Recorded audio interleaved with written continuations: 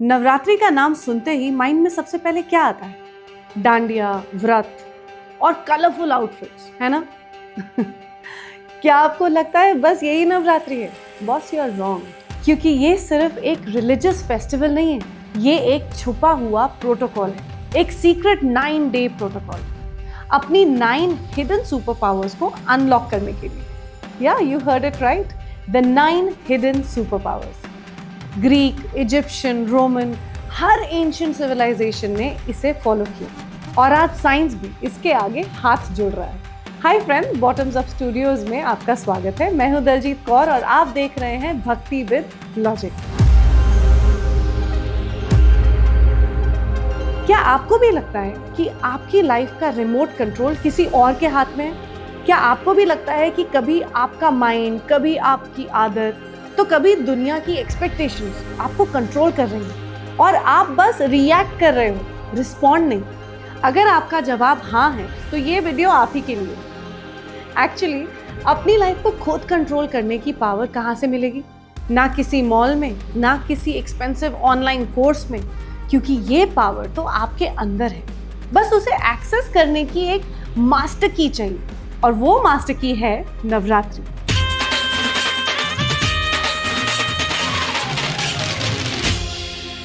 Don't worry, अगर आपको लग रहा है कि मैं फिर से व्रत, उपवास और रिचुअल्स की बात करूंगी तो यू आर थिंकिंग रॉन्ग, क्योंकि आज के इस एपिसोड में हम नवरात्रि को एक्सप्लोर करने वाले हैं, एक अल्टीमेट 3 स्टेज एवोल्यूशन अपग्रेड की तरह। लेकिन इससे पहले क्या आप जानते हैं कि हम नवरात्रि को अलग अलग रूपों में क्यों मानते हैं? सोचो, गुजरात में नवरात्रि गरबा और डांडिया की धुन पर नाचते हुए मनाया जाता है। वहीं वेस्ट बंगाल में ये एक ग्रैंड कम्युनिटी फेस्टिवल है जिसे दुर्गा पूजा कहा जाता है, और नॉर्थ इंडिया में ये रामलीला और दशहरा के साथ जुड़ी है।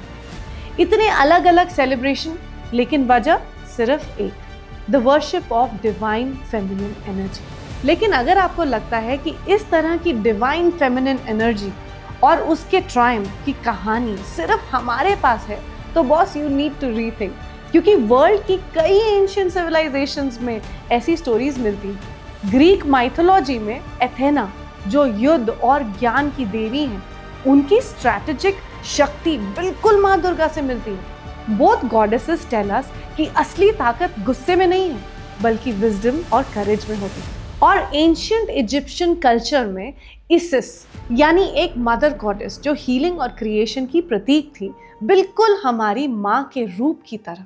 और उनका ही एक फॉर्म था सेखमेत, जो विनाश और शुद्धिकरण के लिए जाना जाता था, बिल्कुल माँ कालरात्रि की तरह। और जैसे नवरात्रि 9 दिनों का पर्व है, वैसे ही एंशिएंट रोमन कल्चर भी एक 9 दिन का फेस्टिवल होता था। और मायन सिविलाइजेशन में भी 9 दिन के साइकिल्स होते थे, जो ट्रांसफॉर्मेशन और आत्मा के बदलाव से जुड़े थे। ये सब इस बात का प्रूफ है कि असली शक्ति, ऐसी एनर्जी हमारे अंदर और इस यूनिवर्स में हर जगह मौजूद है। तो आखिर ये डिवाइन फेमिनिन एनर्जी है क्या चीज? आपको महिषासुर मर्दिनी माँ दुर्गा की कहानी याद है? महिषासुर एक ऐसा राक्षस था जिसे कोई भी पुरुष नहीं मार सकता था। उसे हराने के लिए स्त्री शक्ति की जरूरत थी, इसीलिए त्रिदेवों ने अपनी डिवाइन एनर्जी को मिलाया, जिसकी वजह से माँ दुर्गा ने अवतार लिया और महिषासुर का वध किया। लेकिन यहाँ स्त्री शक्ति का मतलब सिर्फ फीमेल फोर्स नहीं है, इसका मतलब है वो एनर्जी जो क्रिएट करती है, नर्चर करती है, जो इंट्यूटिव है। इसी को कहते हैं डिवाइन फेमिनिन एनर्जी। और ये डिवाइन फेमिनिन एनर्जी हर इंसान में होती है, चाहे वो लड़का हो या फिर लड़की। देखा जाए तो महिषासुर हमारे अंदर का वो डीमन है जो सिर्फ रिजेंटमेंट, एग्रेशन और ईगो से चलता है, और उसे तभी हराया जा सकता है जब हम अपनी होलिस्टिक, क्रिएटिव, इंट्यूटिव स्त्री शक्ति को जगाते हैं। तो समझे, ये है असली नवरात्रि, आपके ओन एवोल्यूशन का नक्शा, पोटेंशियल से एक्शन और एक्शन से लिबरेशन तक। And you know what, Navratri की टाइमिंग साइंस से भी जुड़ी हुई है। नवरात्रि हमेशा अमावस्या के बाद नए चांद के साथ शुरू होती है। लेकिन अब सवाल उठता है, ये करें कैसे, राइट? इसका जवाब हमारे ऋषि मुनियों ने हजारों साल पहले दे दिया था और वहीं से शुरुआत हुई नवरात्रि फेस्टिवल, जिसमें हम देवी के 9 अलग रूपों की पूजा करते हैं। अब मैं आपको एक इंटरेस्टिंग फैक्ट बताती हूँ। हमारे स्क्रिप्चर्स कहते हैं कि नवदुर्गा के 9 रूप अलग अलग देवियां हैं ही नहीं। शॉक्ड? एक्चुअली ये 9 फॉर्म्स उस डिवाइन फेमिनिन एनर्जी के 3 एवोल्यूशनरी स्टेजेस हैं जो हम में से हर एक के अंदर मौजूद है। ज़रूरत है तो बस उसे एक्टिवेट करने की। तो आइए इस 3 स्टेज प्रोसेस को थोड़ा डिटेल में समझते हैं। तो चलो पहले स्टेज को समझते हैं। नवरात्रि का पहला दिन होता है माँ शैलपुत्री का और उनकी सुपर पावर है स्टेबिलिटी। किसी भी लड़ाई में जीत सिर्फ तभी मिलती है जब हमारी रूट स्ट्रांग हो। प्रैक्टिकली ये कैसे होगा? फास्टिंग और सात्विक फूड से। लाइट सात्विक खाना खा के हम वो एनर्जी फ्री करते हैं जो डाइजेशन में हेल्प करती है। अब वो एनर्जी हमारे इम्यून सिस्टम को मजबूत और माइंड को डिटॉक्स करने लगती है। नवरात्रि का डे 2 बारी है माँ ब्रह्मचारिणी की, जो एक डेडिकेटेड स्टूडेंट की तरह है और उनकी सुपर पावर है फोकस।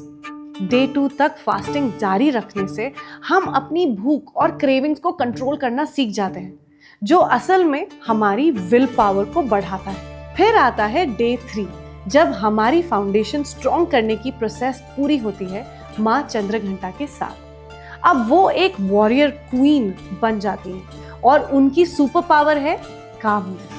डे 3 से आपके अंदर का गुस्सा और घबराहट शांत होने लगता है। स्ट्रॉन्ग फाउंडेशन बनने के बाद अब टाइम है कुछ नया करने का और अपनी सोच को असल रूप देने का। नवरात्रि का चौथा दिन डेडिकेटेड है माँ कुष्मांडा को। इनका नाम ही है ब्रह्मांड की रचनाहार। उनकी दी हुई सुपर पावर है क्रिएटिविटी।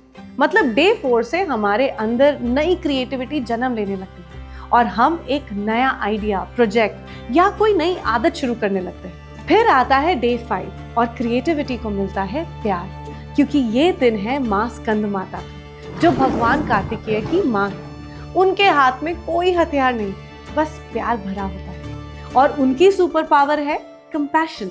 डे 5 पर हमारे अंदर का गुस्सा शांत होने लगता है और हम दूसरों से प्यार से बात करने लगते हैं।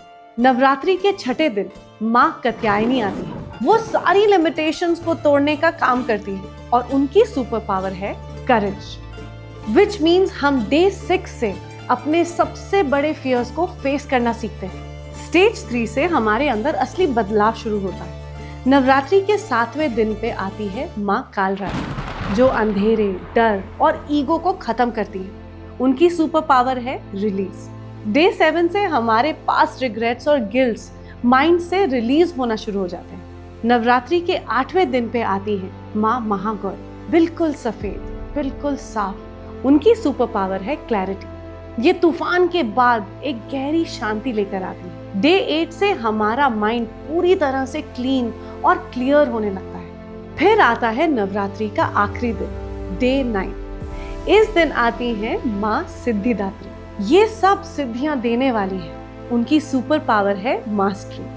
9th डे पर हम अपनी 9 दिनों की तपस्या पूरी करते हैं, कंप्लीटली एम्पावर्ड बन जाते हैं। इस तरह नवरात्रि के 9 दिन हम अपने अंदर की 9 शक्तियों को जगाते हैं और उनके बाद आता है विजय का दिन, यानी कि विजयदशमी। इस दिन हम अपने अंदर के रावण यानी कि ईगो, अपने डर और अपनी लिमिटेशंस पर विजय हासिल करते हैं और एक नई शुरुआत करते हैं। अब आप सोच रहे होंगे प्रोसेस तो समझ लिया, लेकिन इसे एक्टिवेट कैसे करना है, राइट? आंसर सुपर सिंपल है। इन 9 दिनों तक फास्टिंग, रिचुअल्स और चैंटिंग से, जिनकी डिटेल्ड इन्फॉर्मेशन आपको भक्ति विद लॉजिक के प्रीवियस एपिसोड्स में मिल जाएगी, तो जाके देखिए। तो इस नवरात्रि मेरे साथ एक प्रॉमिस कीजिए कि अब आप भी अपनी डिवाइन फेमिनिन एनर्जी को पहचानेंगे, उसे एक्टिवेट करेंगे और अपनी लाइफ का रिमोट कंट्रोल फिर से अपने हाथ में लेंगे। याद रखिए, आपके अंदर वो सब कुछ है जो आपको लाइफ में जीतने के लिए चाहिए, बस उसे जगाने की जरूरत है। और इसी थॉट के साथ कमेंट सेक्शन में मुझे जरूर बताना कि 9 सुपर पावर्स में से कौन सी पावर आपको सबसे ज्यादा अट्रैक्ट करती है और क्यों। फिलहाल के लिए मैं दलजीत कौर आपसे विदा लेती हूँ। अगर आपको ये वीडियो पसंद आया तो लाइक कीजिए, शेयर कीजिए, दूसरों के साथ बांटिए and please don't forget to subscribe यार टू भक्ति विद लॉजिक। जय माता दी।